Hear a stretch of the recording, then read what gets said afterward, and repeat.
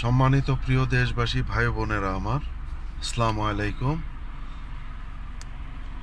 সেনাপ্রধান ওয়াকারুজ্জামান সাহেব এবং ইন্টেরিয়র গভর্নমেন্ট উপদেষ্টা মণ্ডলী ডক্টর প্রফেসর ইউনূস সাহেব, আপনারা জানেন দেশ বিপর্যয়ের মধ্যে আছে। এই মুহূর্তে মিনিমাম 10 লক্ষ লোকের কর্মসংস্থান করে দেওয়া সম্ভব।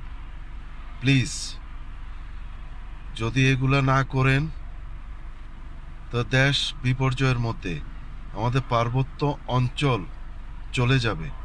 পার্বত্য অঞ্চলকে রক্ষা করুন, যেটাকে আমরা আমাদের হার্টবিট বলে চিহ্নিত করি। আমাদের রাষ্ট্রীয় সম্পদ পার্বত্য অঞ্চল, বঙ্গোপসাগর।